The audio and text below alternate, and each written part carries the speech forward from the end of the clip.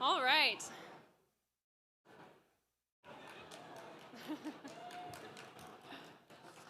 Ladies and gentlemen, thank you all so much for being here tonight. My name is Emmalyn Decker. I'm a 2L here at the University of Texas School of Law and this year's Symposium chair.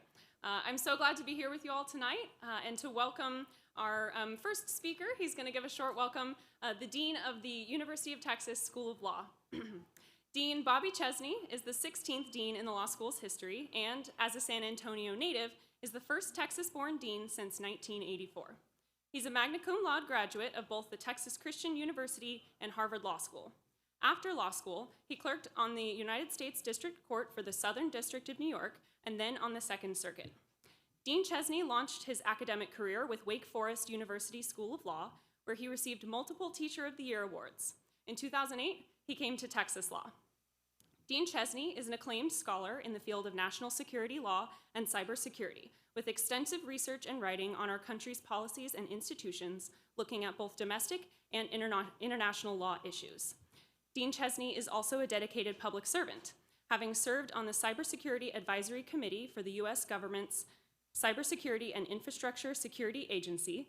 He has also served in the Justice Department and on several boards advising the Office of the Director of National Intelligence. Dean Chesney is a co-founder and contributor to the website Lawfare, a podcaster with the National Security Law Podcast, and a contributor to the National Security Law Lecture Series. He's a great teacher and is dedicated to his students and the well-being of our community. We're grateful for his support of our organization and for championing free speech and fostering debate as an integral part of the law school experience. Please join me in welcoming Dean Bobby Chesney.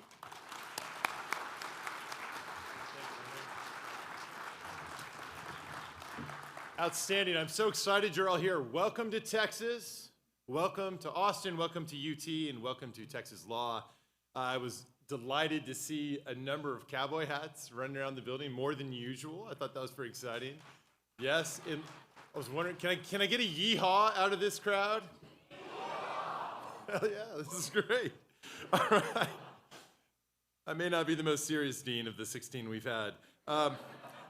So I'm glad that the podcast was mentioned. The National Security Law Podcast, which I do roughly every week with my colleague, Professor Steve Vladek, who will be here up on here in a moment. Every week we get on that show and we talk about the latest national security law developments, and we discuss them, but to the point, we look for areas where we disagree, and we contest each other's claims. Sometimes we'll go a long time just agreeing with each other, but there's plenty we do disagree about. It was the whole concept of making the show. In fact, the show originated because Steve and I decided to co-teach, and eventually became clear that we were mainly just arguing with each other and not paying attention to the students enough, and we were persuaded that probably this would be better as a podcast. And I mention this because we do all this amicably. I listen carefully to what Steve has to say. He listens carefully to what I have to say. And sometimes we persuade each other. Sometimes I realize something I was quite sure about isn't so sure, maybe even wrong. And I know he has the same experience. And we do it in a way that even when it's tense, and there have been some episodes where we've talked about sensitive things and we both were barely fired up, and then we walk out and go grab a bite to eat and talk about our kids, and we keep a priority on that human connection that should unite all of us, even when we disagree passionately about a matter of policy or law. So you can imagine why I'm talking about this.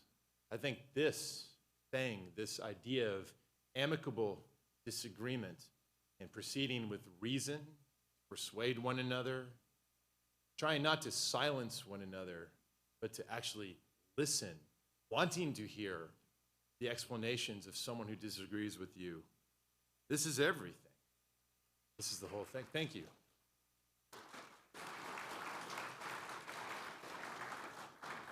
As a new dean, I got to give my first orientation lecture to the 1Ls, and I told a bunch of bad jokes, but then I had two things I wanted to share with them, and one of them was about the culture. Like, you've come to Austin, this is a fun, warm place, be good to each other.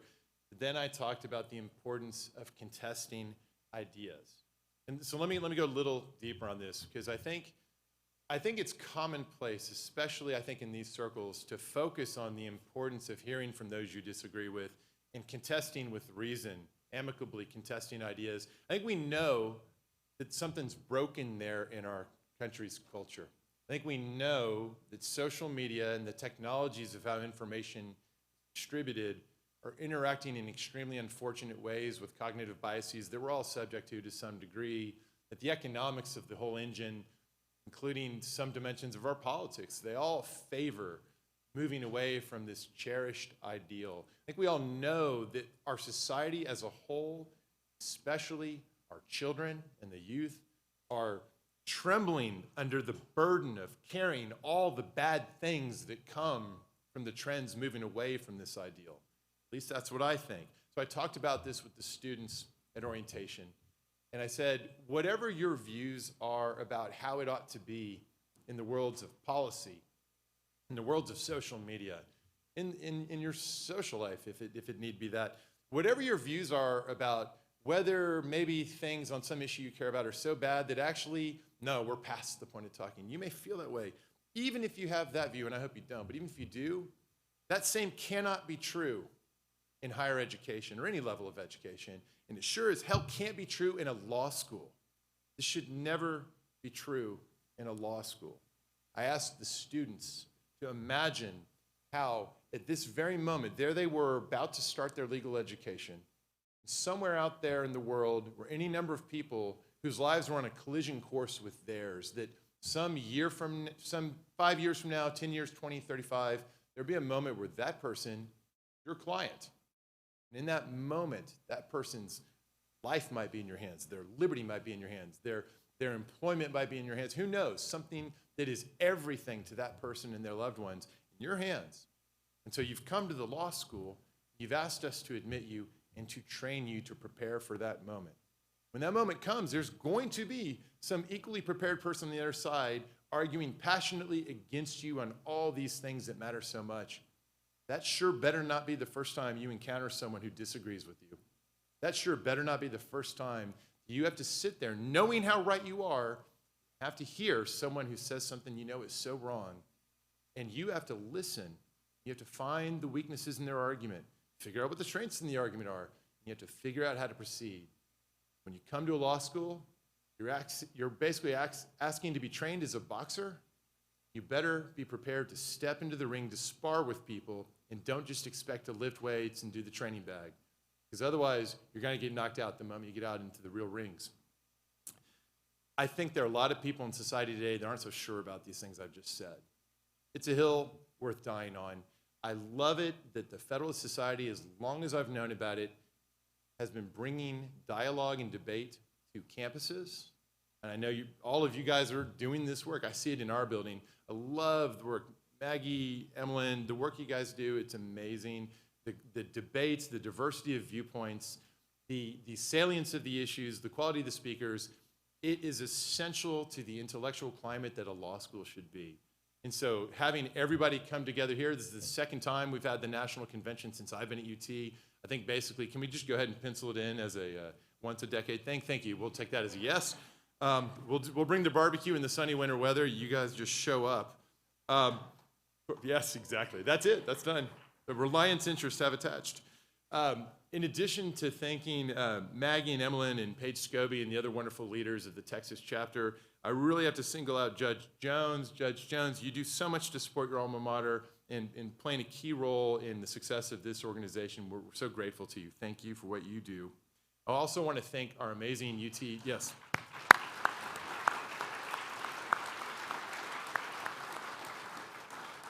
We have an amazing set of professionals who support all the activities at Texas Law in our Student Affairs office. Our incredible Assistant Dean for Student Affairs, Elizabeth Bangs, is here tonight. She's been all over campus supporting a whole variety of student activities, taking time away from family to make sure things go well. She does this every day. We're so grateful for her, and for Colin Smith, who works with her, who had a key role in making that barbecue happen in particular. So let's give them a round of applause as well.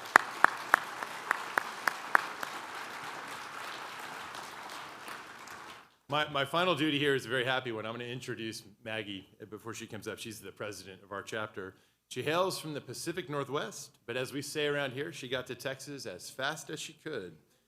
She got a degree in philosophy and English Lit from Seattle University. She's done impressive policy work on difficult urban issues.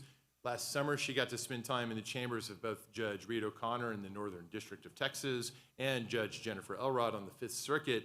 Maggie, you run an incredible organization. So delighted to be part of it. The floor is yours.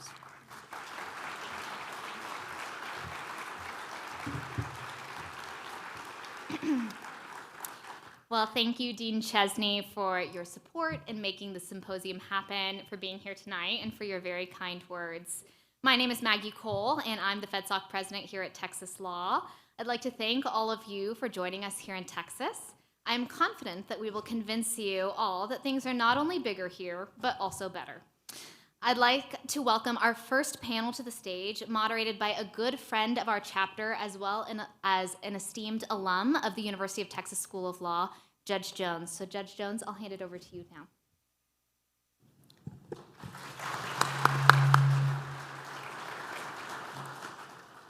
I think we'll probably all sit at our places. Well, I'll stand up because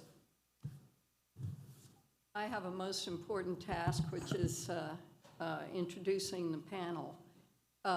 Did she ask you to turn off your cell phones, please? Just in case. I welcome you all here to my alma mater. I graduated so long ago, I'm not even going to tell you, but I'm still hook 'em horns. And I want to thank the Federalist Society for putting on this event, and thank Dean Chesney and the law school for the warm reception that this has been given, and I'm sure it will convince a lot of you that maybe Texas is pretty good. We will give Florida a run for their money, even though we don't have the semi-Mediterranean climate. Our topic of the entire seminar is what is about democracy and the challenges to democracy and where we are in democracy. And I'm going to take one little second of personal privilege here, because in thinking about the topic, and maybe our panelists will be able to address a little bit of this myself, I thought, why are we worried about democracy? We have the Federalist Papers. And I went to the introduction by Alexander Hamilton with the famous sentence, "It seems to have been reserved to the people of this country to decide by their conduct and example whether societies of men are really capable or not of establishing good government from reflection and choice, or whether they are forever destined to depend for their political constitutions on accident and force." Well, we all know that sentence. What follows is particularly pertinent. It's the question that Hamilton ended his introductory essay with. If there be any truth in the remark, the crisis at which we are arrived may be regarded as the period when that decision is to be made, and a wrong election on the part we act may deserve to be considered as the general misfortune of mankind. A lot depends on how we solve the crises of government and legitimacy that we face today. And with that, I'll introduce a very esteemed panel in the order in which they will speak. Professor Daniel Lowenstein, Professor of Law Emeritus at UCLA. He was the first American professor to specialize in election law and authored the first 20th century, book in the field. But he is now teaching, among other things, Shakespeare. And any of you who are in the Federalist Society, I dare you to become familiar with Shakespeare. You can't be a conservative and not have appreciation for the Western tradition. The next speaker is Professor Joel Alicea, who I met at Harvard some time ago. He's the co-director on the project on constitutional originalism and the Catholic intellectual tradition, and an assistant professor of law at the Catholic University of America, Columbus School of Law. Next is Professor Bruce Kane, the Charles Louis Ducommun Professor in the School of Humanities and Sciences and Director of the Bill Lane Center for the American West, Senior Fellow at the Woods Institute at Stanford Institute for Economic Policy Research, and Professor at the Stanford Dorr School of Sustainability. And finally, UT's own Professor Stephen Vladeck, the Charles Allen Wright Chair in Federal Courts at the University of Texas School of Law. Professor Wright was a mentor of mine and is a nationally recognized expert in the field of federal courts, constitutional law, national security law, and military justice. And I'll turn it over to the panel. Thank you.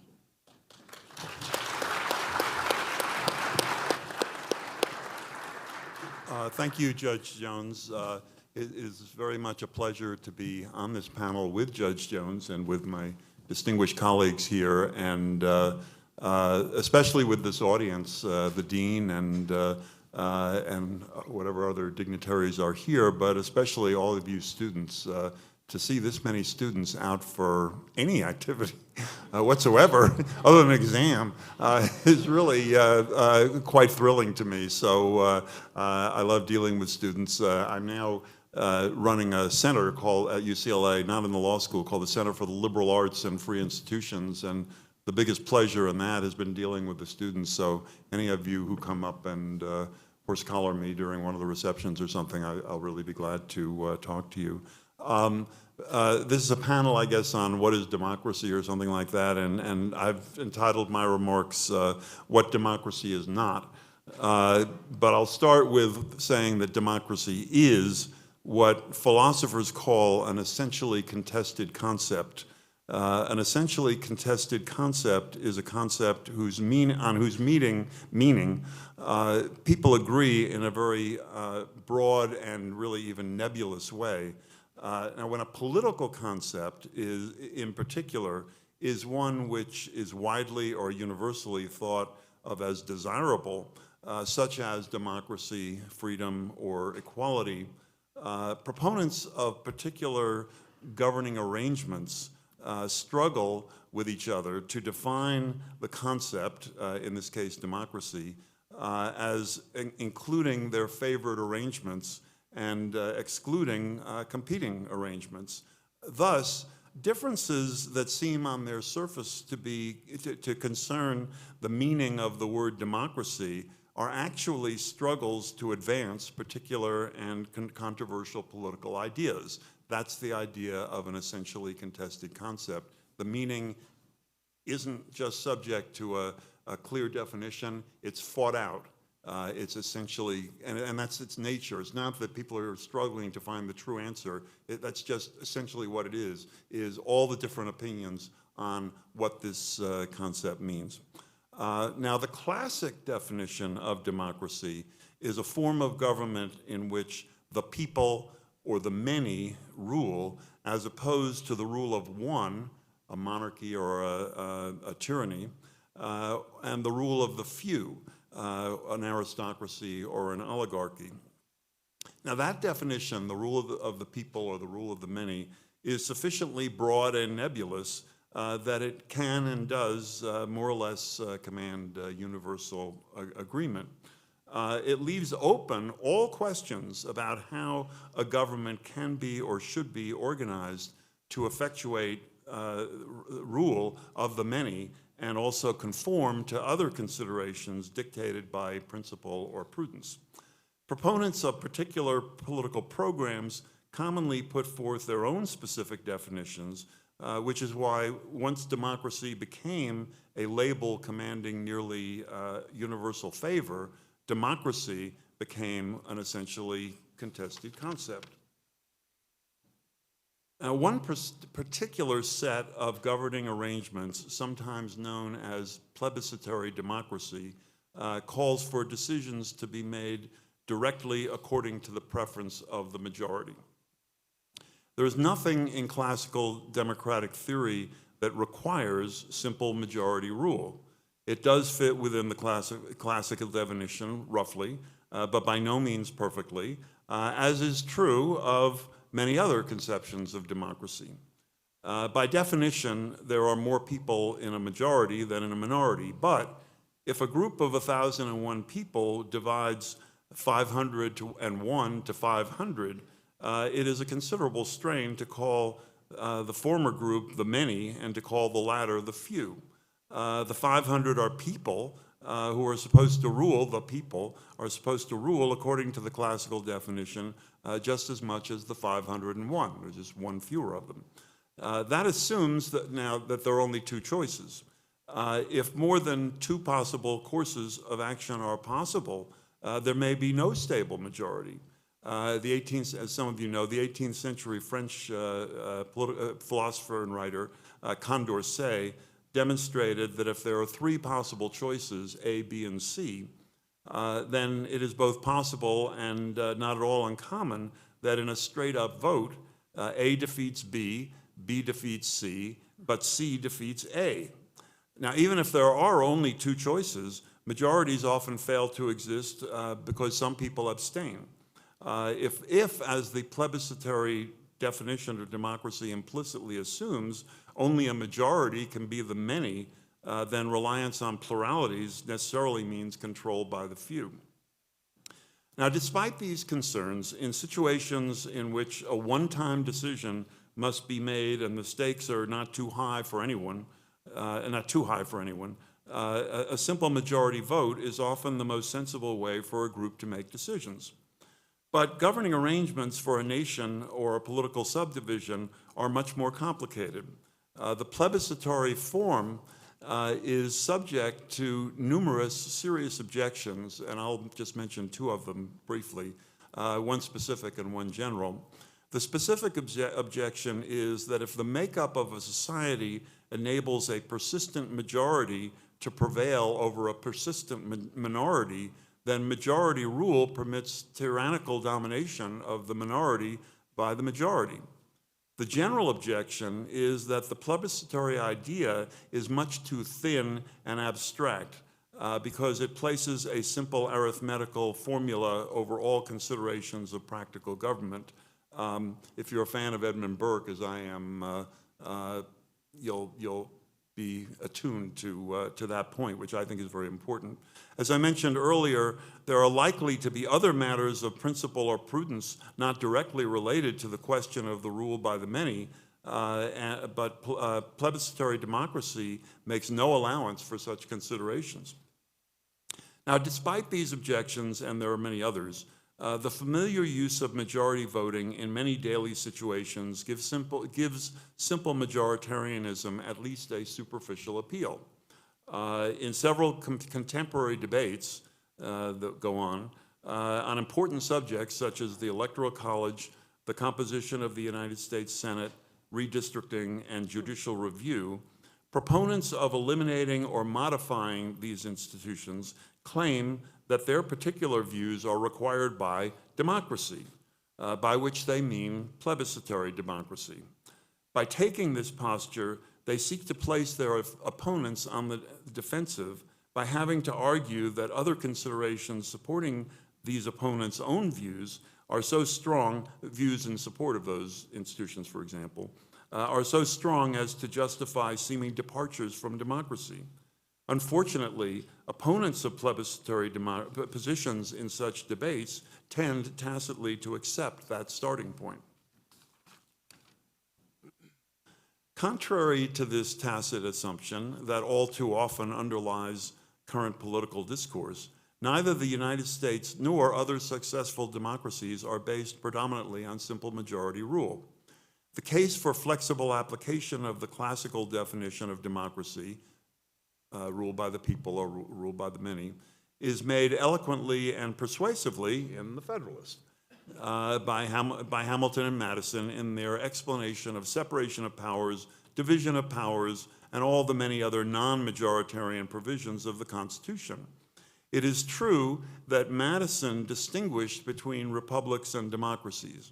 He supported republicans and the republican principle, but opposed democracy as he understood it. Madison's use of these terms in that way does not support the tacit assumption that I am challenging, that only plebiscitary democracy is real democracy. It is true that Madison's definition of democracy, set forth in Federalist 10, is close to, though not identical, with the modern conception of plebiscitary democracy. By the Republican principle, Madison had in mind a concept similar to the classical definition of democracy, a vague concept which Madison never tries to define, as far as I know, which calls for overall rule by the people. Within a generation or so, American usage had decisively adopted democracy to refer to governments like the one the Constitution had created. In arguing for the classical definition, I am arguing for the concept that Madison favored, though he did not call it democracy. As for other successful democracies, they are, if anything, further from the plebiscitary form than the United States. Consider, for example, plebiscitary-based arguments against the Electoral College. In fact, the Electoral College is far closer to a majority or at least plurality choice than the parliamentary system that prevails in most other successful democracies. Now, my purpose here is just to make a very simple point that the assumption that only plebiscitary forms are truly democratic is fallacious, and that it should be openly and directly contested by those supporting non-plebiscitary positions on the policy questions I have mentioned and on others. Pointing out that the Electoral College, the Senate, and Judicial Review, for example, are every bit as consistent with the idea of rule by the people as their elimination would be, does not prove that their preservation is desirable. But it does force the debate to be conducted where it should be, on the specific pros and cons of different arrangements, and not on the false ground of which side in the debate is more democratic. Thank you very much.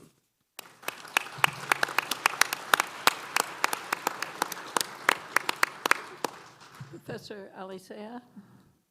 Thank you, Judge Jones, and thanks to the UT Federal Society for inviting me to be here. This is a real honor for me, especially to be on this panel with such distinguished co-panelists.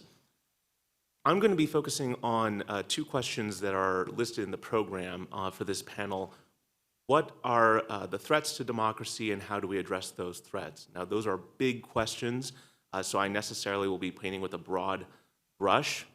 When we talk about threats to democracy, I think we'll probably think about things like political violence, subverting elections, abuses of governmental power, and in an obvious sense, those are threats to democracy. But I want to suggest that actually they could be understood instead as ways of trying to deal with a still deeper, more fundamental threat to democracy, what the philosopher John Rawls calls the fact of reasonable pluralism. In a democratic society, like any society, there has to be some baseline agreement among the populace about principles under which we will be governed. If there are no common principles at all, then you just have a collection of individuals who happen to be at the same place at the same time. There's no common end that unites them as a social group. And the problem with free societies, especially democratic societies, according to Rawls, is that they tend to produce disagreement about fundamental matters of political morality. Rawls asserted that free societies, when people are left to their own devices, people will come to fundamental, irreconcilable differences about basic questions of political morality. And so that's the threat to democracy that Rawls was so focused on. His concern was, does democracy, by generating reasonable pluralism, undermine the very thing that it needs to survive, which is agreement on basic political principles under which we will be governed? I'm going to just assume, for the sake of my remarks, that Rawls is right, that democratic societies create the fact of reasonable pluralism, and that that's a threat to democracy. Well, there are two potential strategies for dealing with that. One would be to form a consensus among people who continue to disagree radically with each other, and that's the approach that John Rawls advocated, the overlapping consensus, in his 1993 book, Political Liberalism. So I'll talk about that for a bit and explain why it has fallen out of favor. But the other way of dealing with the fact of reasonable pluralism is to try to reduce or eliminate reasonable pluralism. And I think there you can also distinguish between two ways of doing that. One is coercion, and the other is conversion. And I'll argue that what we've seen a lot across the ideological spectrum in the last few years is really an opting for the first approach, coercion, as a way of trying to deal with the fact of reasonable pluralism. And I'll end with a few brief remarks about the conversion alternative. But starting with Rawls's proposal, the overlapping consensus. The idea of an overlapping consensus is that each of us, any reasonable people in society, should be able to agree on basic principles of justice to govern ourselves, each from our own internal perspective. So a Kantian, a utilitarian, and a Thomist, each from their own perspective, for their own reasons, can come to an agreement on basic principles of justice to govern ourselves. And Rawls suggested that his principles of justice that he advocated could serve as the basis for an overlapping consensus, the object of that consensus. That view that we should just come up with a basis of agreement among all these different moral perspectives was very popular and influential when Rawls proposed it in the early 90s and throughout the 90s. I think it's fair to say that its influence has waned and its popularity has waned over the last 30 years since he came out with political liberalism, although it does have significant influence, continuing to have significant influence in American constitutional theory circles. But why has the influence of the idea of an overlapping consensus waned? I'll say that there are probably both theoretical and practical reasons, and obviously I'm oversimplifying here because this is a huge debate in political philosophy. But on the theoretical reasons, there are a lot of flaws with Rawls's proposal that have been pointed out by numerous scholars, philosophers over the last 30 years, Joseph Raz, John Finnis, Robert George, many others.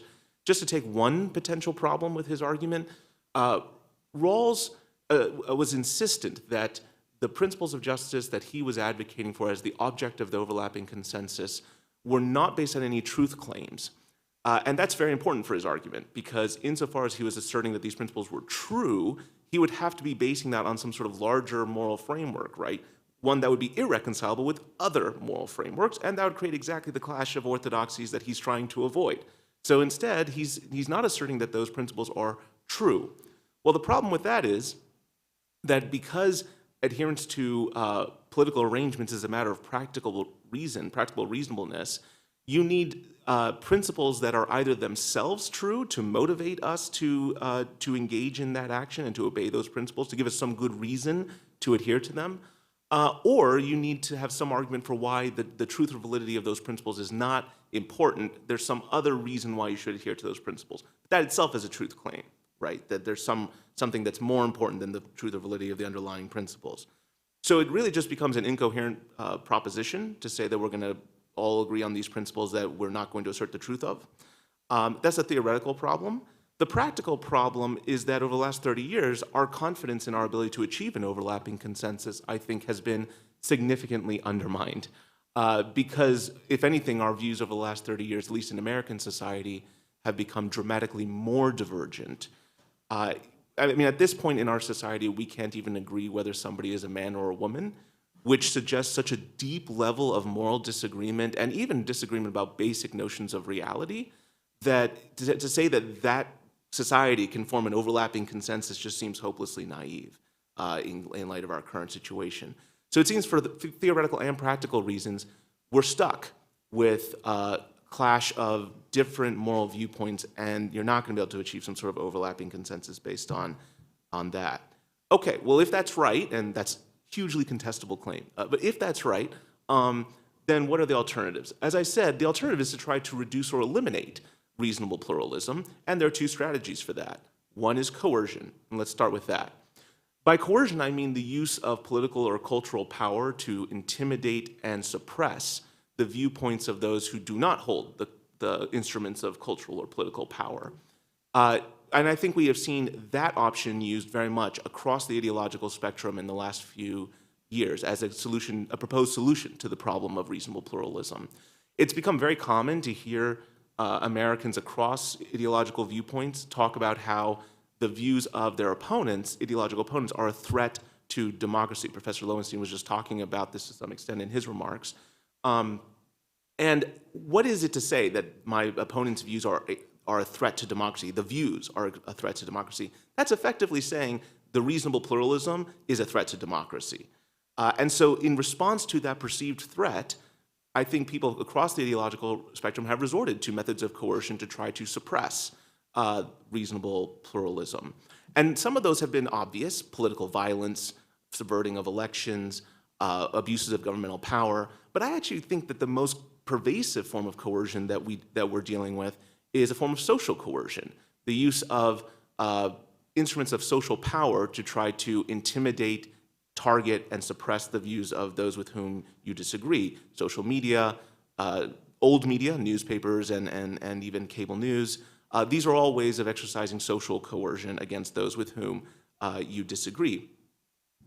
And the problem with that approach to dealing with reasonable pluralism is that it really is incompatible with even broad conceptions of democratic governance, because the whole idea of democratic governance presupposes at least some sort of collective decision-making.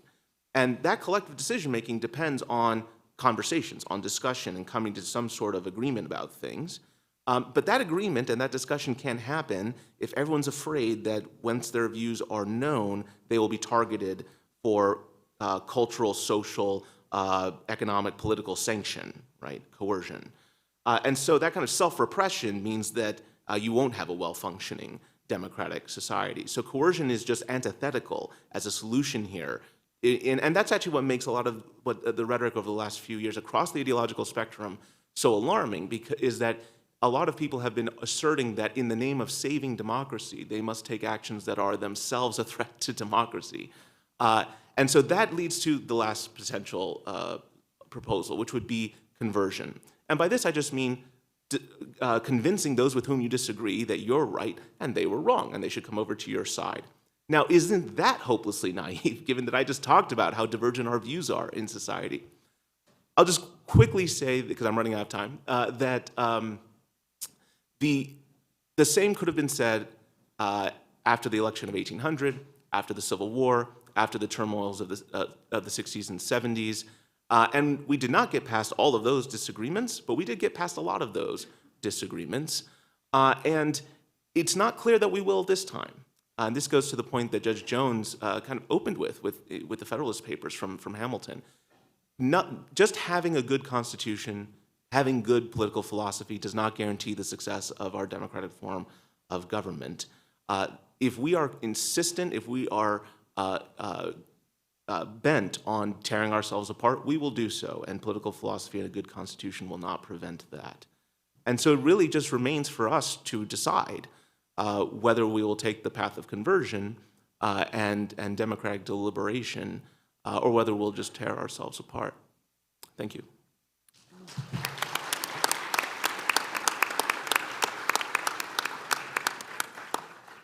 So yeah, it's good. It's working good.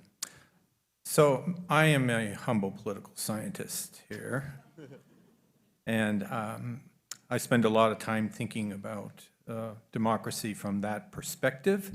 I'm pleased to be on the same panel with Dan Lowenstein, and it reminds me that throughout my career, I have made it a point to teach with and be friends with people that have very different points of view. It was my habit, as Dan knows, to pretty much disagree with anything he said about 20 or 30 years ago. But I've continued that habit, and at Stanford, which is bubble land for those of us, and I'm one who is liberal, I make a point of co-teaching with people at the Hoover, and Lonnie Chen and Ben Ginsberg, and we try very hard to do exactly what you're talking about, which is to find the common ground, to convert in some ways, but also to know when to step back. And that was, I think, a theme of the dean. But all of it, I think, when we talk about the core kind of fatalism that we have about democracy right now, I think goes back to what Dan Lowenstein said at the beginning, which is you have to understand that democracy is an essentially contested concept, meaning that what we thought was a democracy 100 years ago has changed and morphed. We have more expectations about what it is to be above the line between autocracy and democracy. And certainly the restrictions on the franchise or the way in which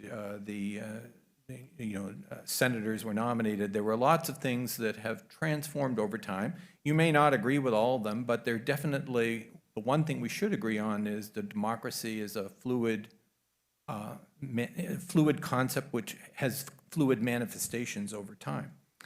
And the fluidity of this is all about everything from what is decided, who decides it, what are the rules. One of the things I do in the class is I have some policy that we're talking about, say in sustainability, and I have people rank how do you allocate protective measures against extreme weather, and you put the ranking, and then you see that depending upon the kind of system that you put in place, whether you allow the rankings, whether you do ranked choice voting, whether you do the border count, whatever, you can get completely different answers.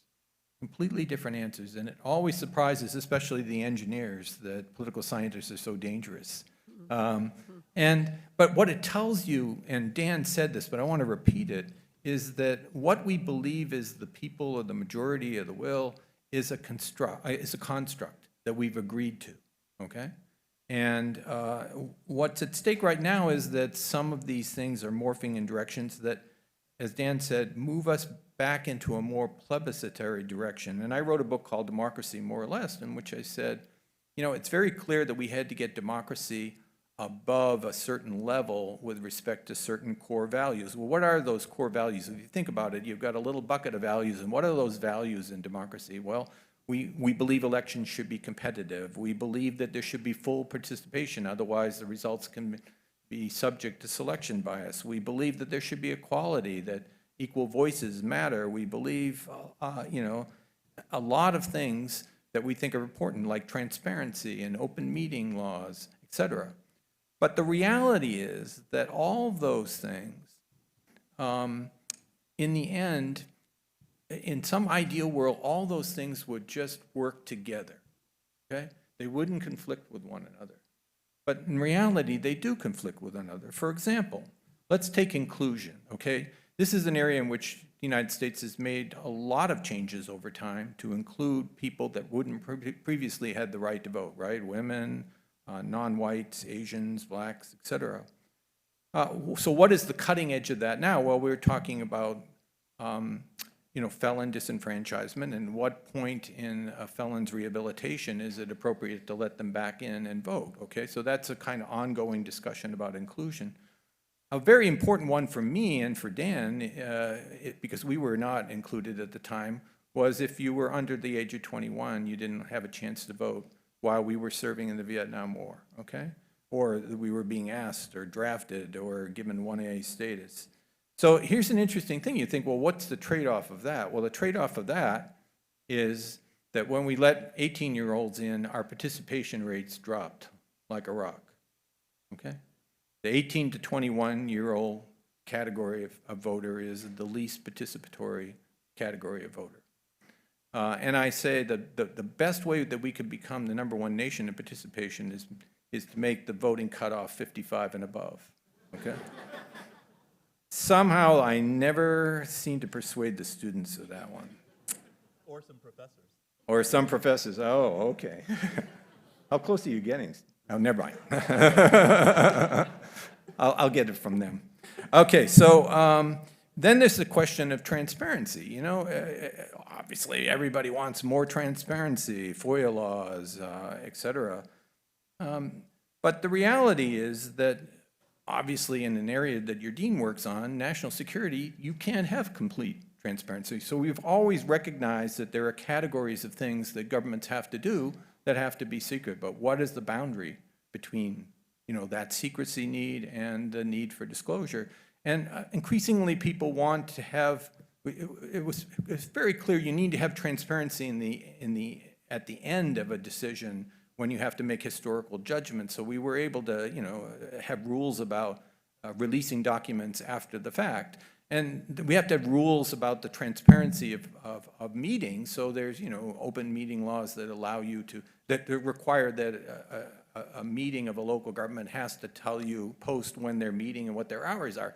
But what about what's the role of people that have to, on a council or on a body when they have to discuss a very sensitive matter of personnel? What is the protection of privacy? So again, my point is not whether you agree or disagree, but to see that there are always these trade-offs between the values, right?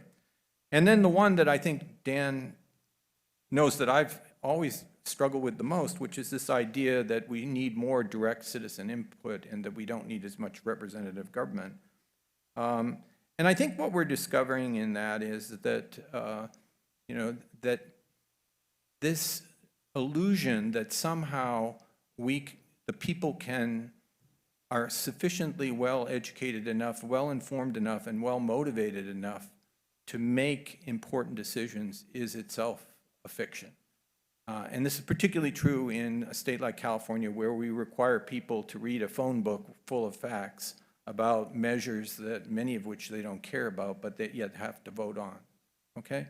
And so the question really that I raise in my book called Democracy More or Less is there a point at which we try to maximize these values rather than recognize their trade-offs? And what happens when you do that? And I've come to some conclusions. I mean, one of them is that if you maximize too much on these values, you actually get exactly the effect you're trying to escape. So that when you say in the permitting processes that is very important now as we try to build levees and ways to protect ourselves from wildfires and floods, et cetera, permitting gets in the way because we have all these other types of protections. But some of those protections are valid, but some of the protections are just NIMBYists that don't want changes in their particular neighborhood, okay? And so now because we've allowed groups, well-organized groups, to show up to hearings in the permit, it makes a huge difference and it delays lots of projects. So was that really the intent of bringing democracy that far down? Probably not, but that's what the effect is. So these trade-offs, number one, lead to unintended effects if you try to maximize it. And in particular, you let in the very special interest or organized interest or selective bias, selection bias that you were trying to eliminate. Because that leads to the second point, which is you cannot design institutions that exceed the capacities of people. And people have better things to do, not us. We're here to think about democracy, okay? We don't have anything better to do, okay? So, and we get paid for it, or you will eventually when you graduate. But the point is, that is not what most citizens do. And so when you exceed their capacity, they're garbage in, garbage out, okay? And all you have to do is read the bottom, where all the public comments are on columns, and you realize, and I think your generation understands that very well, that there's an enormous amount of noise out there, okay? And then, I think there's one last thing, and I think it gets to something that Joel was talking about. I think, first of all, my advice to you, Joel, is do what I do and Dan does. We do not get onto social media, and so we don't get bullied, okay?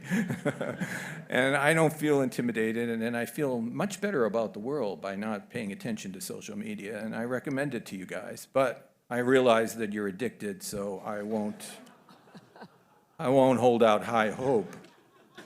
But let me say that when you think, so often in direct democracy we've seen that when you try to get rid of the intermediaries, you just introduce a new class of intermediaries.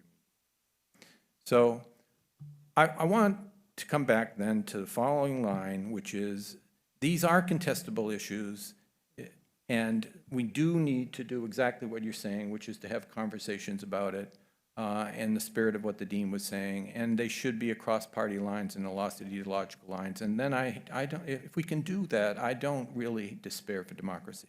Thank you.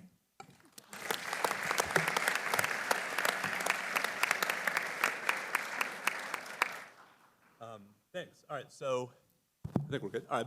It's a real honor for me to be up here with my fellow panelists, and especially to get to sit next to Judge Jones, who I'm honored to learn is a fellow lefty, by which I mean left-handed. There you go. There are three of us on this panel. I'm also going to slightly rewrite the prompt, because like any good lawyer, when asked a question that I really don't know how to answer, I answer a different one. And so what I want to talk about in my sort of brief remarks tonight is what does democracy, however defined, mean for judicial review? So it used to be more commonplace. I think it's still somewhat commonplace for law school constitutional law classes to spend some time teaching United States versus Caroline products, the so-called filled milk case, especially the framework for judicial review laid out by then Justice Stone in footnote 4.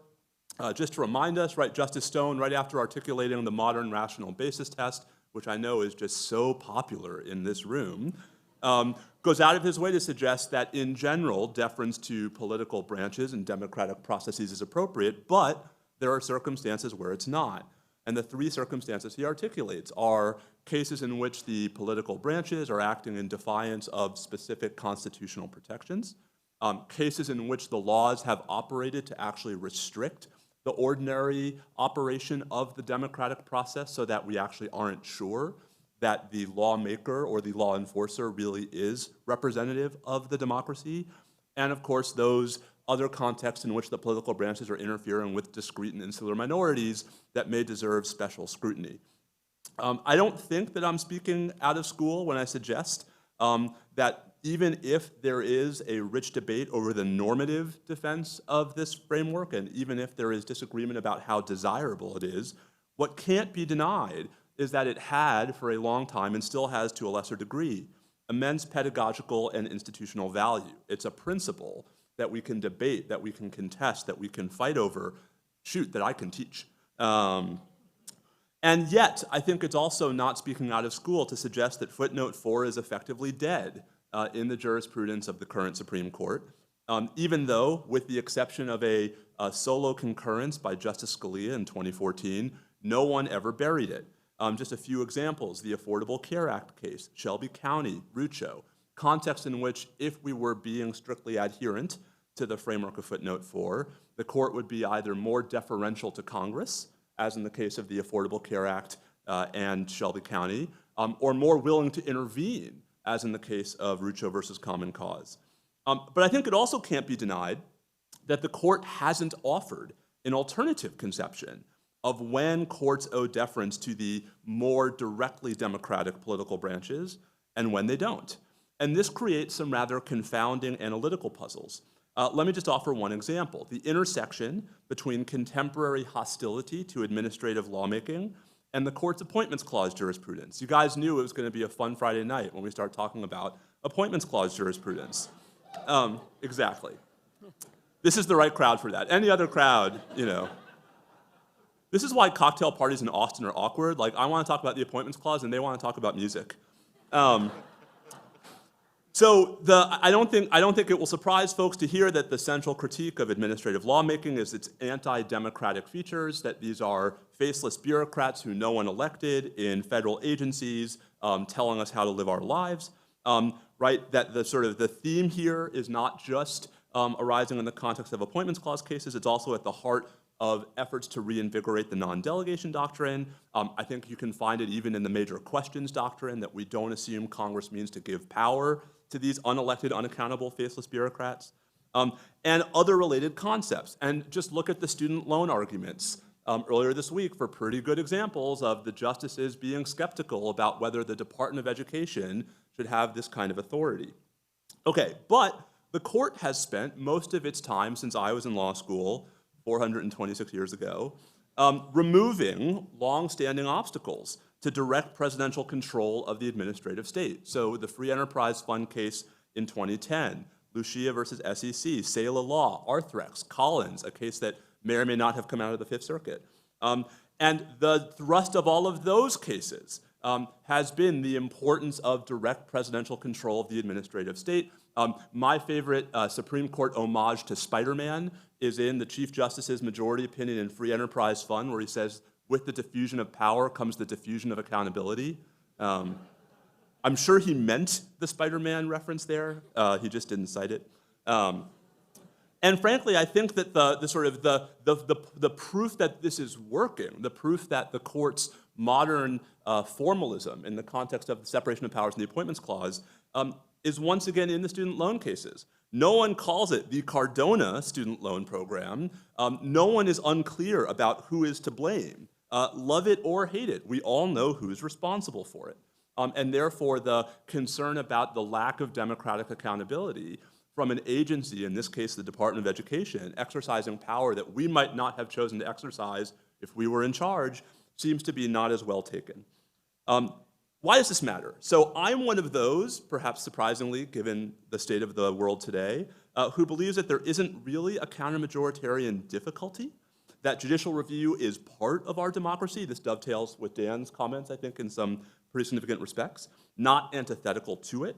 But that view, I think, depends, at least to some degree, on a plausible theory of the relationship between the less democratic judiciary and the more democratic political branches, and when the less democratic judiciary should and should not be able to override the political branches and the acts that they are taking in the name of democratic values.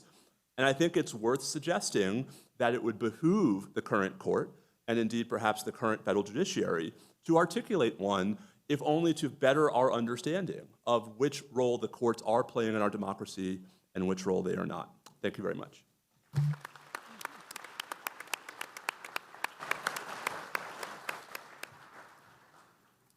All right, we have an opportunity, we give the panelists an opportunity to comment on each other's remarks. So I suppose we'll go round robin, starting with Professor Lowenstein. I don't have too much to say. I'll just pick up on one specific thing that Steve said. I retired from the law school in 2009, and I really got out, and I haven't been paying attention to anything in these fields. You picked a good time. Gene Meyer, I think, suggested I come here because I had something to talk about that absolutely has not changed and will never change. So I didn't have to worry about that, and he didn't. I was glad to hear that footnote 4 is either dying out or has died out. I just remember what I felt I had some insight into and was not in favor of was the second of the two reasons or areas in which the court would intervene, namely the political things. I think it was the prior one, the one about minorities and so on, that got most of the attention, I think. But the second one was significant too, and I was opposed to that precisely for the reason, because of more or less what I was talking about tonight, which is that I think that paragraph in footnote 4 is based on the premise that these questions of how the political process should go are not political questions. That, you know, the courts can look at these and just make sure that everything is going to work the way it should, whereas it is, as you can tell from what I said, this is clearly true of Bruce, and I think it seems to me it's probably somewhat true, at least of Joel, no, these political issues are political issues. I mean, the issues that are political because they're about how the political process should work, those are political issues just as much as what the taxes should be or what welfare should be or how much we should spend on national defense and so on. So that was interesting to me. I think I wrote something making this point in an article. I think it was an article I wrote that had a title something like, the Supreme Court has no theory of politics, and thank heaven for political favors. Let's see, Joel? Yes, just a couple of very brief points. Like Professor Lowenstein, I am, and like Justice Scalia in that concurrence that Professor Vladeck referred to, I'd be very glad to see footnote 4 buried. And I don't think, and I will disagree with Professor Vladeck on this. I think that the conservative legal movement broadly, and this court in particular, does have a theory about when deference is due, when deference is not due. And indeed, that's been one of the central points of internal conflict and evolution of the conservative legal movement since the 70s, where it began in a very judicial restraint posture, a very Thayerian conception of judicial restraint. And as the movement became much more committed to originalism proper as a theory of adjudication, that slowly fell away because constitutional theorists who were of an originalist bent came to see that there was an inconsistency there, that if the whole idea of originalism is that we're supposed to be obeying what the people ratified because that is what binds us, then it binds us just as much when it's on one topic as on another, and there's no reason to put a thumb on the scale against enforcing the Constitution and being deferential in this way. I think this was perhaps most best crystallized in Keith Whittington's 1999 book, Constitutional Interpretation. I think that's kind of like the moment when this shift really came to fruition on the scholarly front. And he articulates, I think, in a very compelling way, this distinction, this dualist understanding of democracy and of the American Constitution in particular, between ordinary politics and higher politics, and that higher politics must be separated from ordinary politics in order for our Constitution to endure. And if you're going to enforce that separation, the only way to do so is by adhering to the original meaning. And by doing so, you are in fact vindicating the higher politics and the people's ultimate control over their polity. So what is it that reconciles some of the examples that Professor Vladeck gave? Well, if the original meaning requires that the president be able to remove executive branch officers, then that's just what's required, and it doesn't really matter what I think about what would be best for democracy in general. That's just what's required by the people themselves, having put that in the Constitution, if that's how you understand removal power. And then why is the administrative state a problem to a lot of originalists? Again, because they think it just clashes with what the original meaning of the Constitution is. So I actually don't think that there is some sort of great incoherence here or some lack of a theory. I think that theory has been developed for 40 years. Well, again, I'm going to not debate on niceties of jurisprudence, but I do want to get back to Steve's comment about the loans, because I think it illustrates the way political science thinks about this problem. So I happen to think that as a member of the professoriate during the time when student loans really took off, that we didn't handle that right. And we created a lot of debt for people. And if we could have it back, I would try to have found some solution to that. And so I don't have a problem with trying to do something about loans, but I do have a problem with the way that's done. And I think that this illustrates the point that I've always tried to, keep in mind, which is the distinction between what you want as a policy in a particular moment in time and what the implications of doing it a certain way are. And what we have seen in the United States, and this is something that Introduction to American Politics, I think you probably have heard yourself, that the increase in the number of executive actions has gone up quite a bit at the federal level, where people take a piece of legislation and they reinterpret it in such a way that they can do something completely novel. And I have a real problem with that, quite apart from a kind of legalistic framework of it. I think that one real difficulty that occurs, governance difficulty that occurs as a result of that, is that you get constant turnover in policy when some of the policy that you need requires consistent action. You may not agree with me about the climate change or sustainability, but I'll take that as my example right now. We can't go back and forth if we're really going to solve the problem of carbon emissions. We can't go back and forth. And so if you choose a policy avenue which can be undone with the change of government without going through the trouble of getting the consensus to get it done legislatively, you're just courting the variance that will undercut the policy that you want to get to.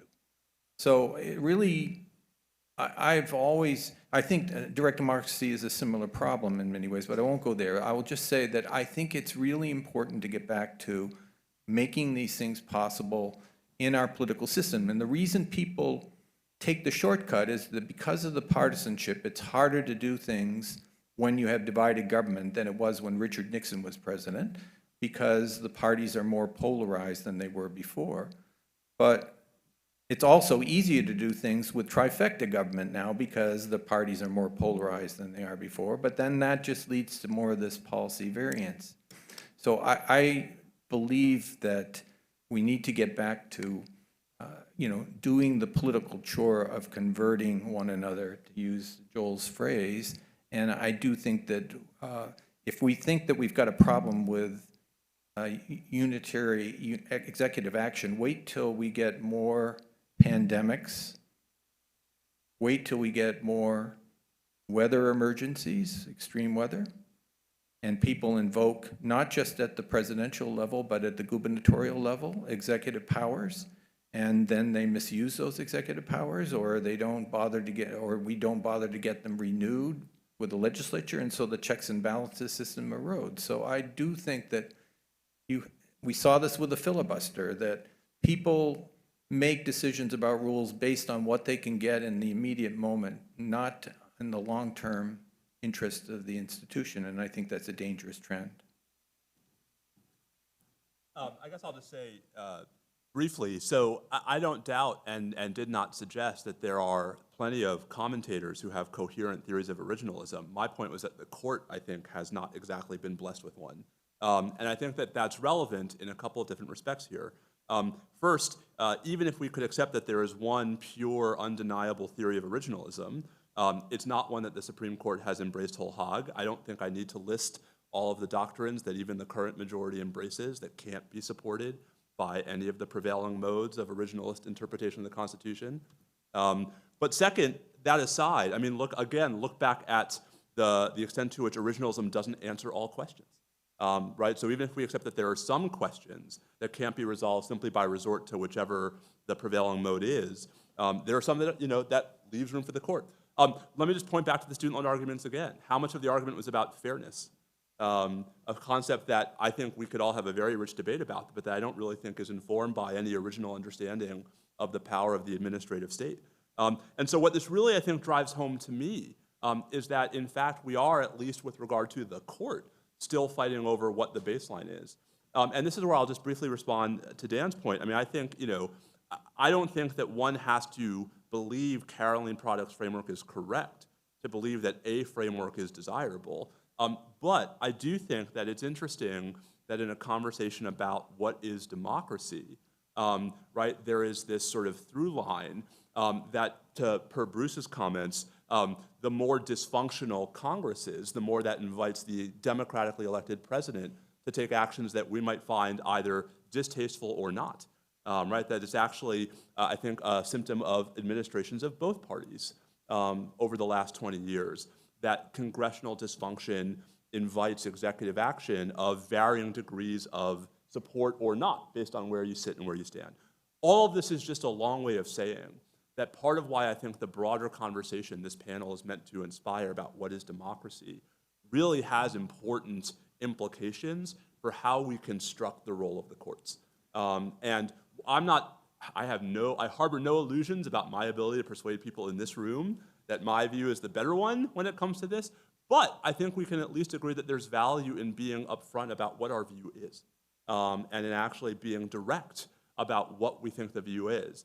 And if it is, as Professor Alicea suggests, that originalism provides the one true answer to all questions, I think if we had more time, we could probably poke a couple of holes in that. Well, that's not the subject of the panel. Hence why I stopped. But since you did bring up the court, and I know a little bit about that, I will ask a rhetorical question. When did the Supreme Court ever act according to a consistent philosophy? So, I mean, with respect, I don't know that that's necessarily rhetorical. Well, excuse me, if your challenge is that it's not, that somehow it has a duty to do something now that it never had in our constitutional, maybe when John Marshall was Chief Justice is the best I can muster. But there have been serious disagreements, and as you know, the lack of a coherent framework comes partly from the fact that you have 9 individuals, all of whom have life tenure, about which professors know as well as judges, that it leads to a certain independence of spirit and approach. So, Judge Jones, I agree with every word of that. All I will say is that I think there is a difference between debates about, for example, in the first Caroline products category, which rights does the Constitution protect? Where I think, of course, there has never been consensus, and there will never be consensus as long as there are multiple judges on the court. And the sort of broader question of, once we assume the Constitution protects X right, do we owe deference to political branches' interference with that right? So I guess, I am not here to suggest that Whose rights are being interfered with when the president issues an executive order that cancels $400 billion of debt? I'd say it might be the taxpayers' rights. Well, listen, if we're here to revisit taxpayer standing, I am all for it. Well, you brought this up. So I will just say that I think that part of why I think the student loan cases is a very useful illustration of the broader topic and the disagreements that reasonable people can have on the subject is that I think the point about the student loan cases, just to sort of paraphrase Justice Scalia's opinion in Lujan, is that there are times when the political branches engage in really, really dumb policies. You may think that this policy is dumb, others may not, but that just because a policy is dumb and expensive and serious and important doesn't necessarily mean that it's judicially reviewable. That was the justification. No, wait. When you started this out, you weren't talking about standing. If that was embedded in your discussion, anyway, that's getting a little. Just really briefly, because I don't want to monopolize the conversation. Well, please. I'd much rather not. Tenure is the same, but Article III commissions are not. I will just say that I think that the separation of powers valence of both the merits question and the standing question in the student loan cases have similar themes when it comes to the relative responsibility of the court vis-a-vis the political branches.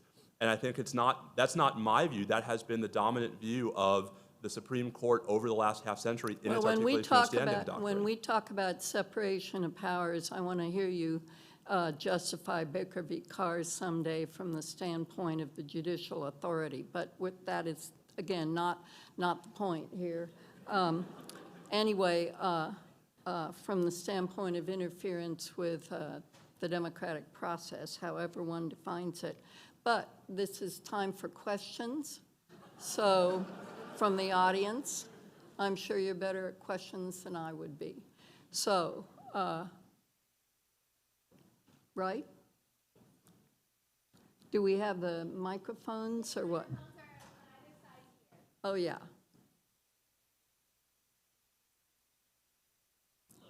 Hello.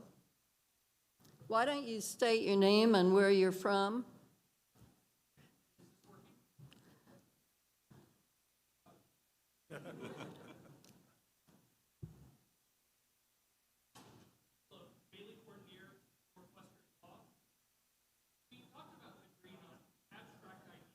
Strained democracy. There we go. So one of the examples was competitive elections. And my question is, even if we agree with that, for example, there's going to be disagreements about the application of the details, like censorship, social media, or Citizens United. So my question for everyone is, even if we agree in abstract about things like democracy, if we're going to fight about the details, how much does the agreement in the abstract really help us on the ground?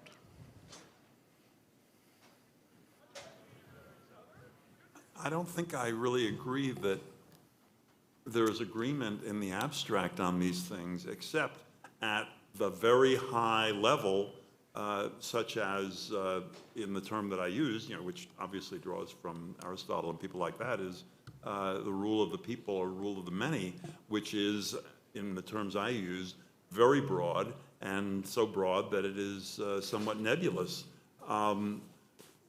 You said competitive elections, which is a phrase that Bruce used. First of all, there's an ambiguity in that. Do you mean empirically that all or most or many elections are competitive in the sense that they're close and not easy to predict and a lot of money is being spent and a lot of activity in campaigning? Or do you mean that they are competitive in the sense that they are open to competition, that any party, generally speaking, I mean, you know, whatever the edges of this might be, but generally speaking, parties and candidates have the right to run or to nominate candidates and to speak on equal terms and so on and so forth. I think surely there is a competitive, surely a consensus that in that latter sense, elections should be competitive, and I don't think that is ordinarily an issue in the United States. In the former sense, I don't think I don't see why it is necessarily a good thing that many elections or most elections or certainly all elections should be competitive in the sense that pollsters can't figure out who's going to win. And ironically, I mean, where that concept, one of the places where that concept was thrown around a lot and was quite salient was in the context of redistricting. And those who favor outside intervention, rather, whether from the courts or from commissions, who wanted to take redistricting away, or want, because it's present tense still, who want to take redistricting away from state legislatures, they often talk, oh, well, elections aren't competitive enough and their districts are set up to protect incumbents. But the very same people, when they're talking about the so-called desirable criteria for districts, will cite as one of them community of interest, meaning that a given district will be in some socially salient way made up of the same kinds of people. Now, I think it's fairly obvious that to the extent that political and social matters overlap, which they certainly do to a considerable degree, a district that ranks high on community of interest is likely to be an uncompetitive election. So I don't agree that in that sense, competitive elections is necessarily even desirable. I'm not against them, but I don't see why it's more than neutral. So I don't think that when you get down to that level of specificity where agreement would have some practical value, I don't think there necessarily is generally agreement, or when there is, and actually there probably is quite a bit of it, but we don't argue about those things precisely because there's a consensus on it. Things we argue about are things that there isn't a consensus on. Yeah, and let me just say that following on this. Oh, what do I do? Is it still off? No, there we go. All right. So just what he said about competitiveness, you can do with almost all these values, like transparency. You can't have a democracy which completely suppresses all information about what the government did, all right? Or, and you can do that with all these different values. And so there, I say it in the book, but it's not as clear as I'm going to express it, but there are these minimum levels of these things that are necessary for a democracy to operate. But then there are different manifestations of it, like, how competitive the districts are versus the capacity to contest. That there are more in this, if what I would call the space of contestation, where different systems can conceive of what it is they want, whether they want more community of interest, more proportionality, or whether they want more responsiveness to the changes and whims of the electorate. So I think where the consensus has to be, and this is where I'm as a political science community, I can tell you that we are most concerned, which is about the integrity of the system and how we proceed. We thought we had a strong consensus with only some fraying on the side. That I think many aspects of how we proceed have become more contested, okay? And the notion that the machines are being rigged or in some way, these are not things that we 20 or 30 years ago we heard. The first time we really heard about this, I think, was in the last 20 years, but prior to that, it wasn't contested. So something is changing in terms of what I regarded as sort of fundamentally non-contestable areas, and that's bothering a lot of political scientists right now, and we don't really know what to do about it. All right, over there. Jameson Payne, Cleveland, Ohio. Professor Alicea, you say that there are two different ways to reduce the fundamental disagreement in core political values, and that is coercion and conversion.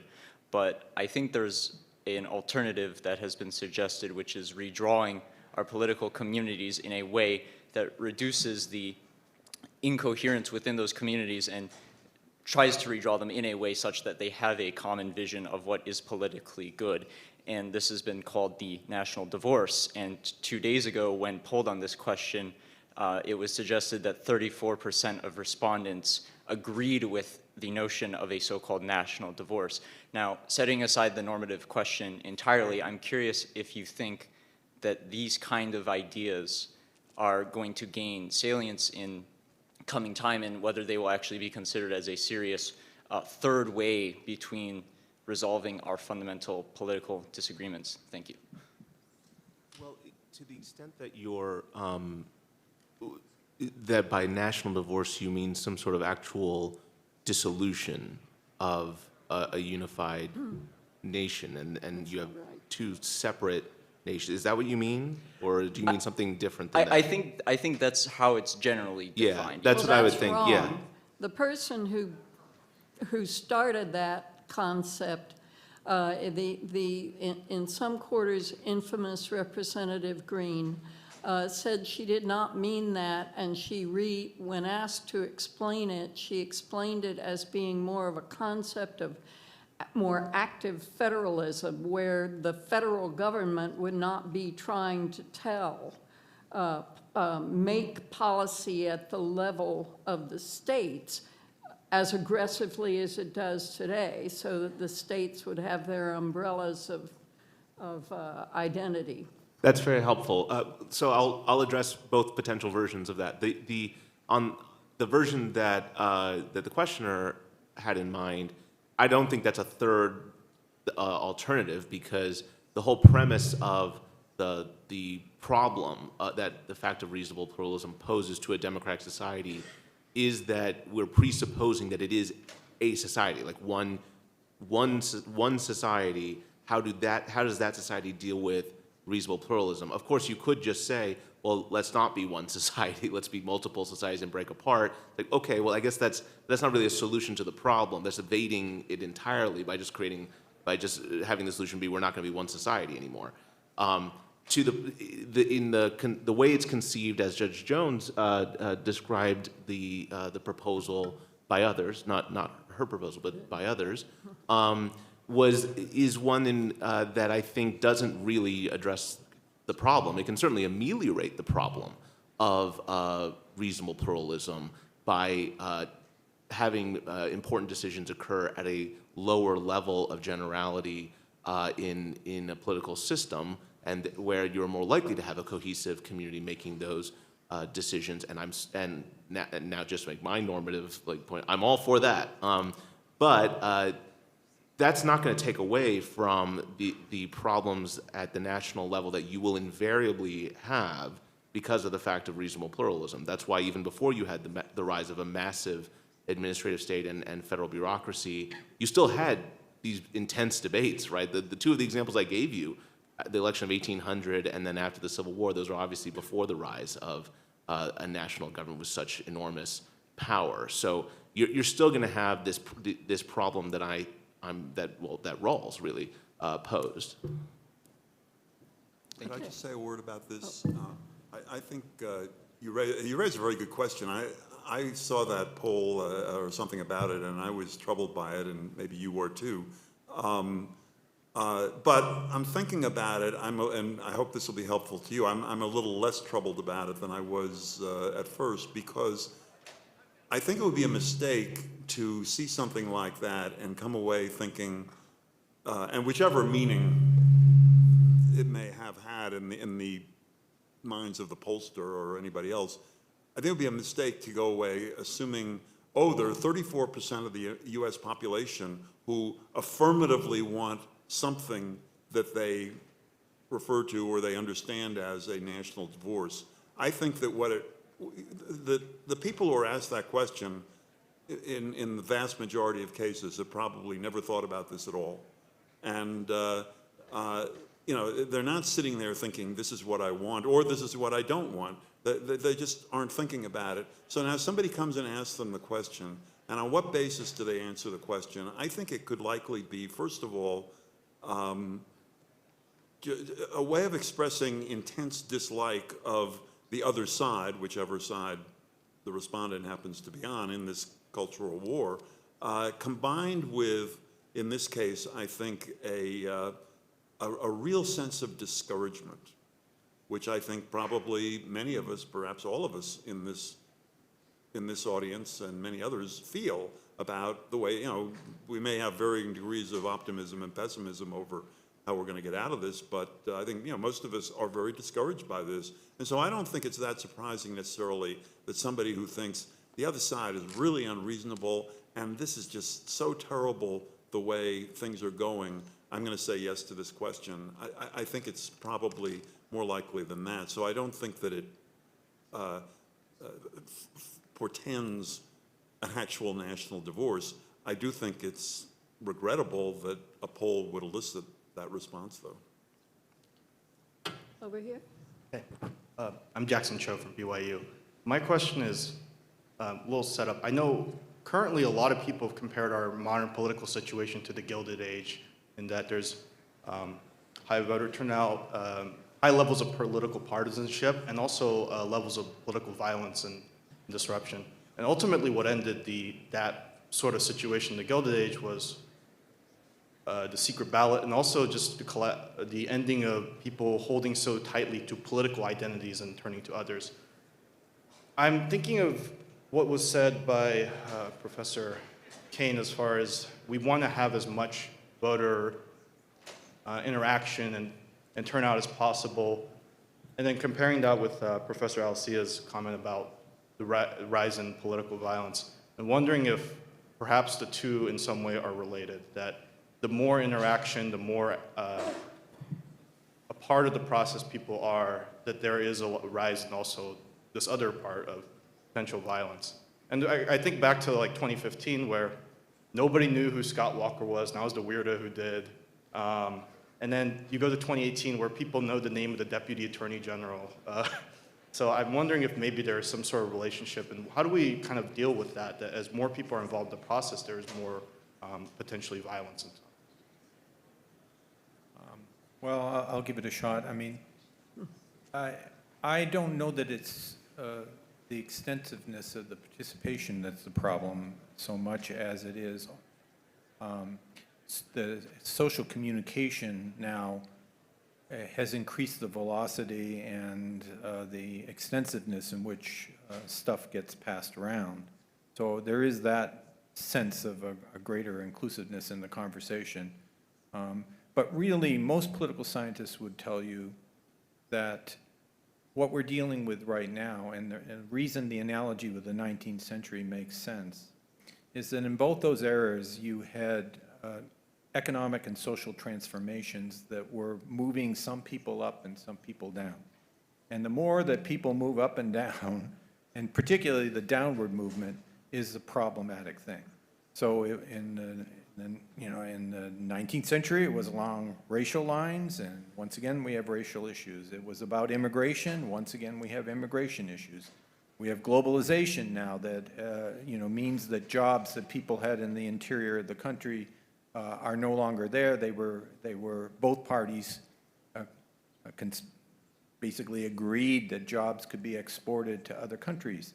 And so when you have a situation where people lose political, economic, and social status simultaneously, that's a problem. I mean, there's a whole theory about, I know you don't like the word pluralism, but there is a pluralist theory that's a little bit different than what you were talking about, which suggests that what you're trying to do is make sure you're not a loser on all three fronts, that groups that may have social status don't also control the money and control the political power. So, the idea is that somewhere there's enough sort of, room for differences of ability and circumstance, which are inevitable in society, but each one has a realm. And that's kind of an ideal which is probably not terribly attainable, but when you have the conditions where they all line up, when you have social, political, and economic downturns at the same time for a group of people. That's very volatile, and I don't care whether it's a democracy or another kind of country, that's very hard to contain. So I think that's,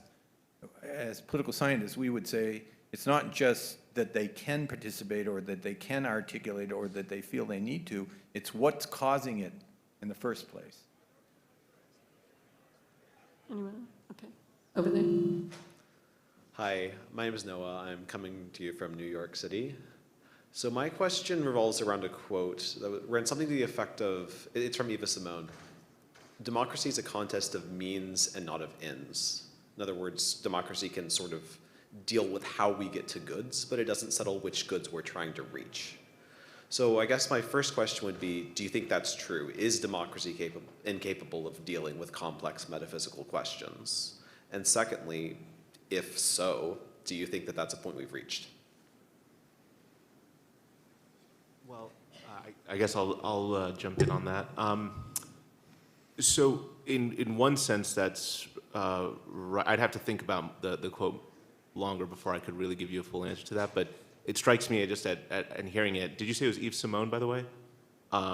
Always worth reading Yves Simon. Highly recommend all of his work. But it strikes me that that's both right and potentially misleading in that it is to choose a democratic form of government is to act for some reasons that you have about how best to constitute this regime at this point in time in this place, which is itself dependent on antecedent moral considerations. So there is a moral calculus that goes into the determination of this particular form of government for this place. So it's not just some sort of like neutral thing that has no moral content to it. It might not have any kind of inherent content. I'll bracket that question as to whether it does or not. But there are moral considerations that go into proposing that and adopting it. So that's the part where I thought it might be misleading to say it that way. But again, I'd have to think about it more carefully. The place where it's correct is that the form of government does not, by itself, resolve the clash of divergent ethical frameworks that are all kind of governed underneath that form of government. In some ways, this somewhat maps on to Rawls's distinction between a constitutional consensus and the kind of overlapping consensus that he seeks. By constitutional consensus, Rawls means that there might be some baseline agreement about procedures, like we vote every 4 years for president. There might be a consensus about that, even when there isn't a consensus about ethical questions and principles of justice. But Rawls would argue that insofar as that's all you have is a consensus on constitutional matters, a constitutional consensus, that is still a very fragile situation because the divergence on fundamental questions of political justice and political morality could tear apart that very kind of almost superficial consensus on procedures. That's not to downplay procedures. The procedures are obviously important. But you can burst through those seams in a way if there's significant moral disagreement and pluralism within the society, which is why Rawls says that you still need to have some way of overcoming that reasonable pluralism. I don't know if that's fully responsive to your question, but it's a really interesting question. Yeah. Thank you. I think it is. Can I just add, I actually think, to Professor Alicea's point, I think there's a lot to sort of reinforce that in what's happening in Israel right now, right, where the source of the protests against some of the reform proposals that are being expounded by the current government is that there are deeper values at stake than simply the will of 51% of the Knesset. Right, that there are values that transcend just a sort of effort to, because many of the reforms are targeted toward actually more plebiscitarian majority rule in the Israeli government and more plebiscitarian control of the courts and other institutions. And there's, I think, a very real backlash coming from the sense that we agreed to a democracy for reasons that are not well suited by a plebiscitarian reform in this context. Folks are going to have different views about which side they're on in that conversation, but I think it really reinforces the first part. Can I just make a comment on the empirical validity or not of the premise? I'm thinking of prohibition. And it may be hard to realize it now, but for a period of about 100 years, the question of the permissibility of alcohol is one of the most divisive issues in America over a long period of time, about 100 years. And after World War I, our democracy was able to reach a decision on the end, not the means, in the most difficult way possible by amending the Constitution. And then that didn't work out very well. And again, the country was able to amend the Constitution to reach the opposite result, and it has not been a controversial issue since then. So I'm not saying that the premise is always wrong or that we always can somehow muddle through on these issues. I think we all hope we can. But I think that prohibition is an example that shows that it's simply overstating it to say that that is always the case. Great. Over here. Howdy, I'm JJ from the University of Michigan. On the coercion-conversion dynamic that you described, putting aside the question of the national divorce idea as a third option, in a political situation where you have a political opponent or one side of the political populace that refuses to engage in conversion-style mediums like debate, they call versions of speech violence, they refuse to engage in these types of things that would lead to some form of conversion. Is there room in a democracy for meeting coercion with coercion, or is conversion and maintaining that ideal something that needs to be preserved at all costs?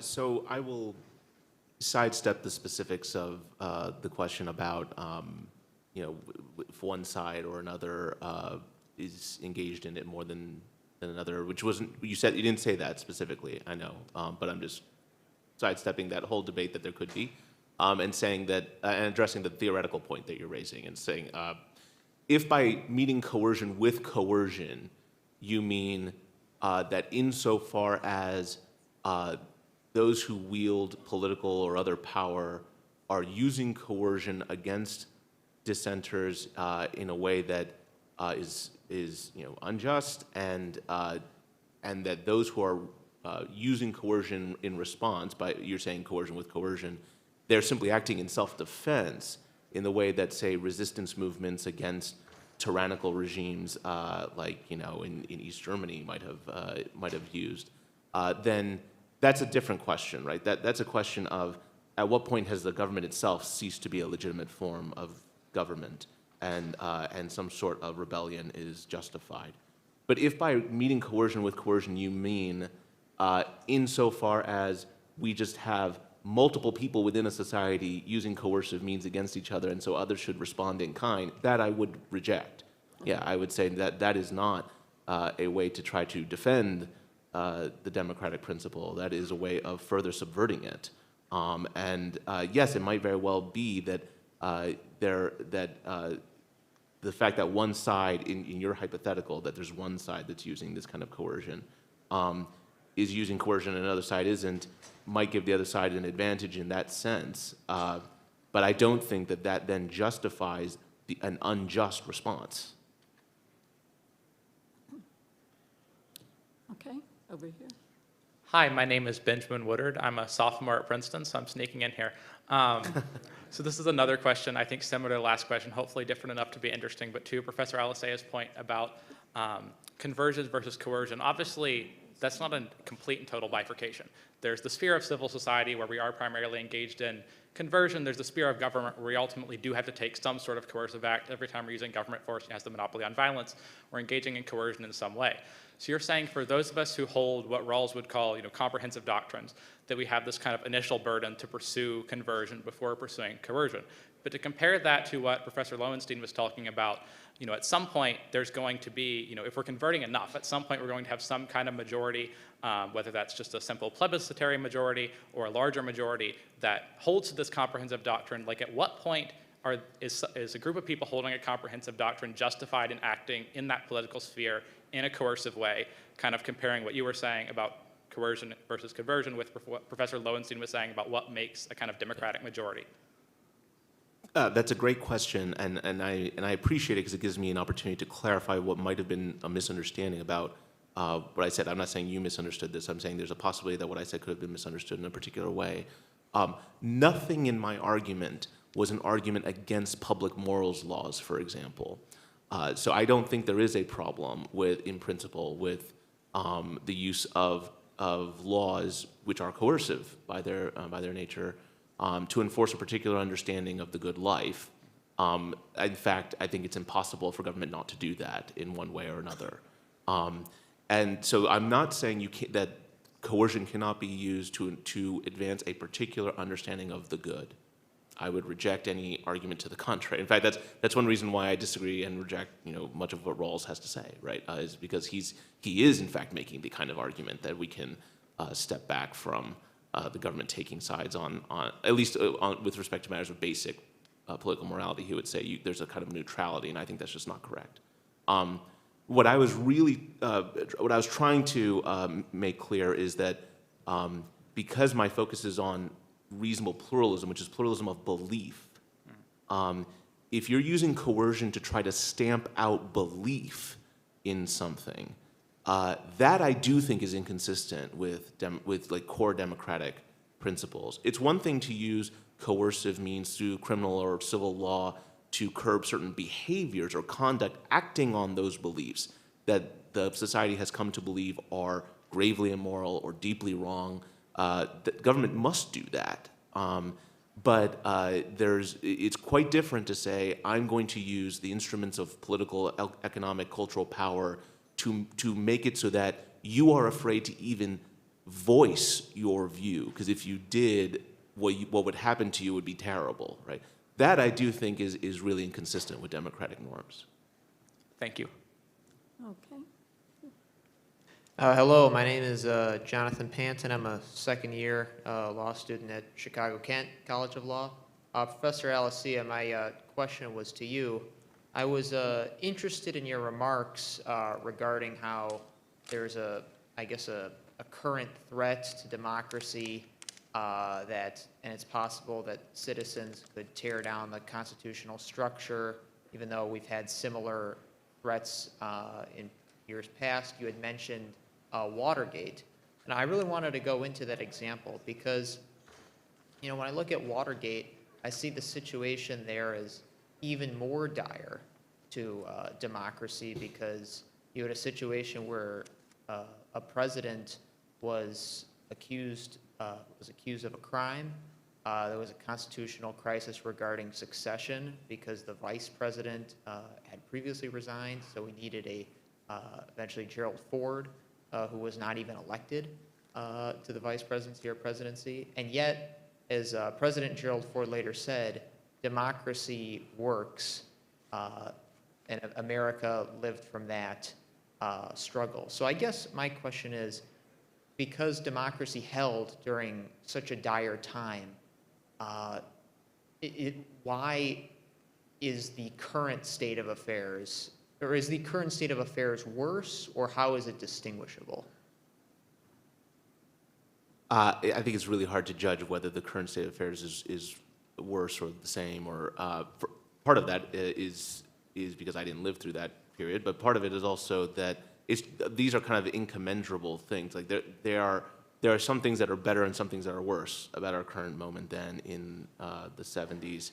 But I do take your point, and it was a point that I think I was trying to make at the end, that it's important to have context about this, that if you are familiar with the history of the late 60s and into the 70s, that is a period of tremendous social upheaval, right, and political crisis.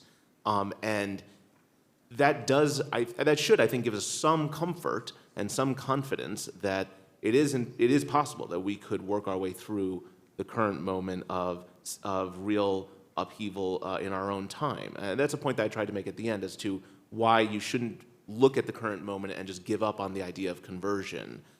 Because while we still have some of the disagreements now that we did in the 60s and 70s, many still now that we had in the 60s and 70s, there have been some things that we did actually resolve and kind of move past largely, if not completely. And so I think that can be a source of some hope, at least, in our current moment. Can I also just briefly defend the democratic nature of the Ford ascendancy? What? At the risk of jumping back into the frying pan.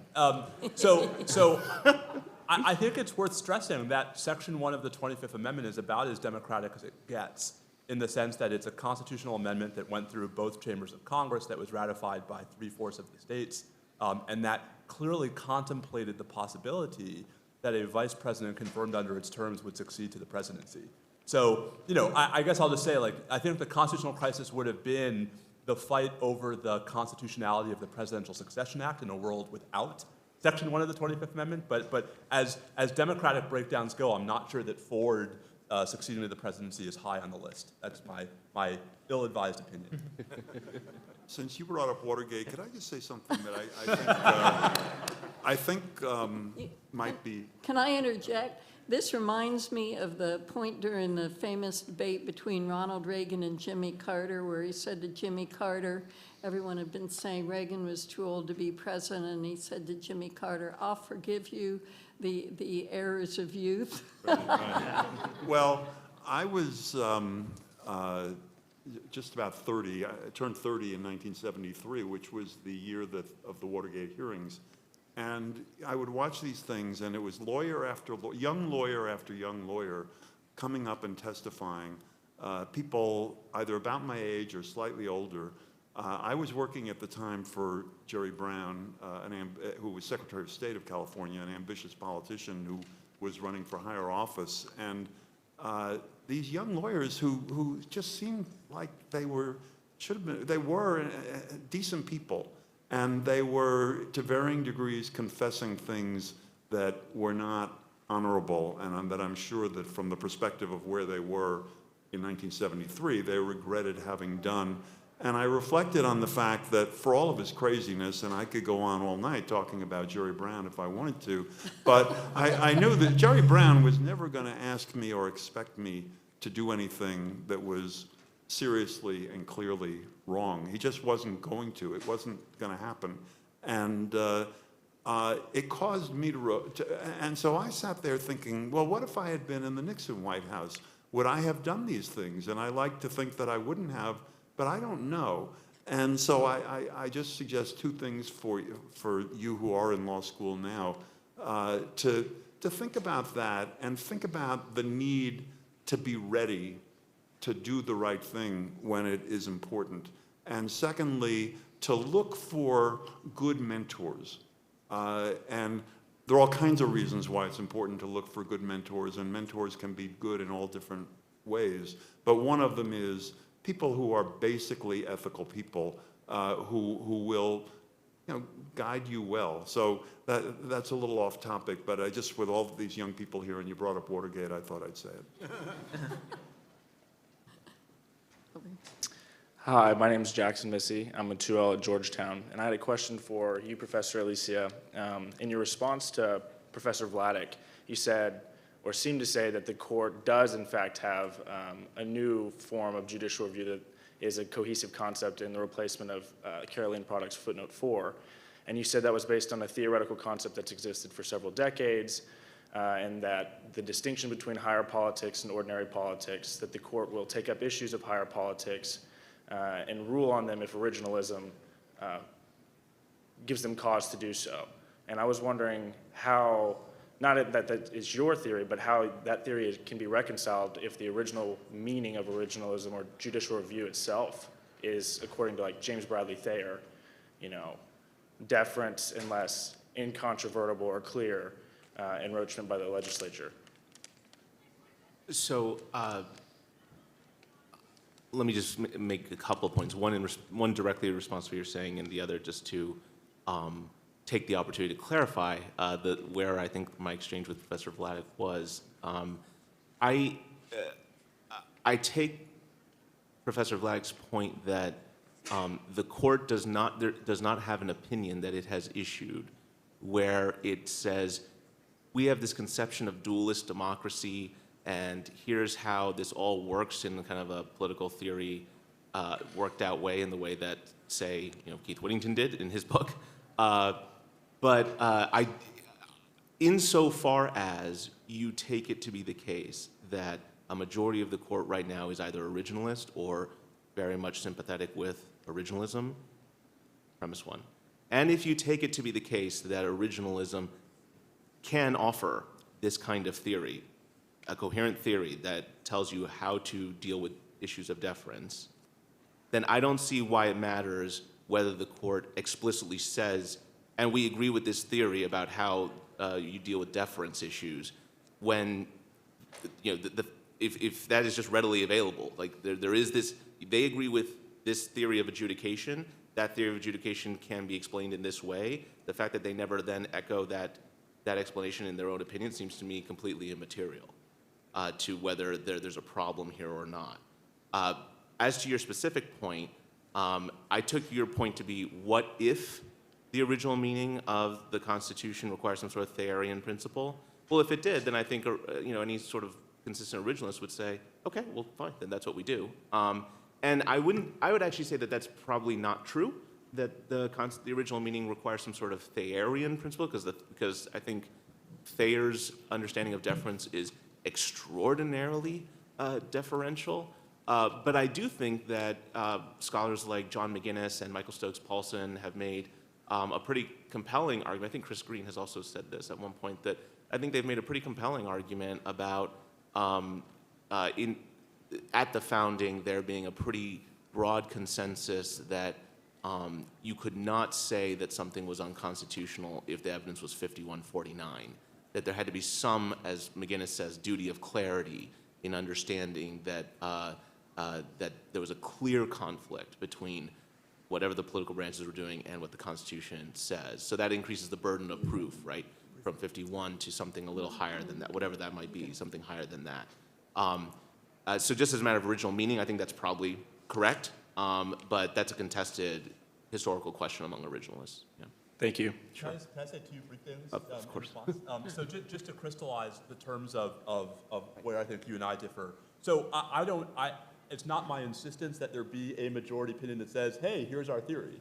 But I think the evidence is such that there's enough inconsistencies in the opinions we do have about what even the conception of originalism is that is guiding the different 6 justices who at various points in time are committed to it.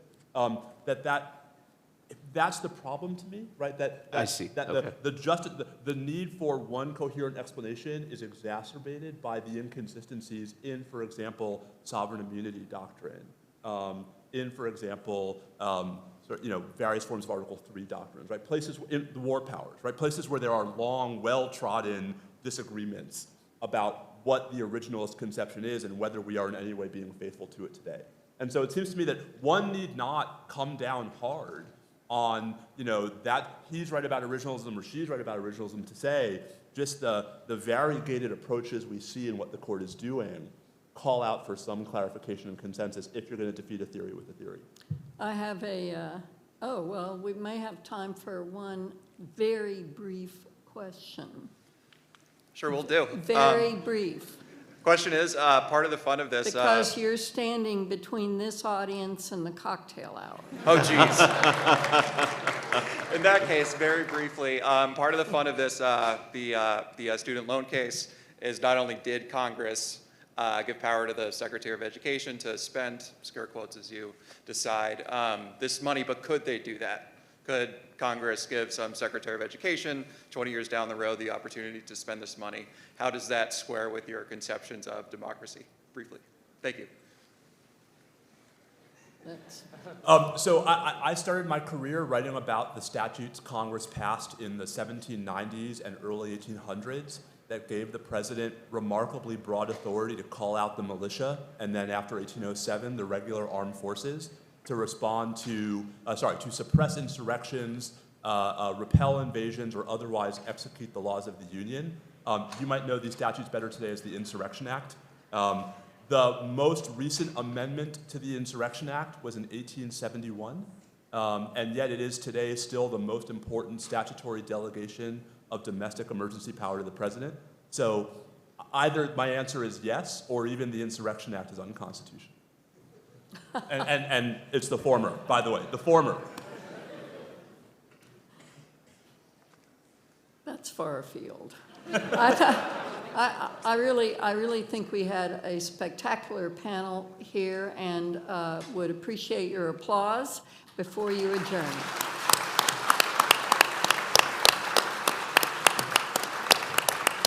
I think we also had some wonderful questions, which we as a panel might applaud. He said we had some wonderful questions that the panel might applaud.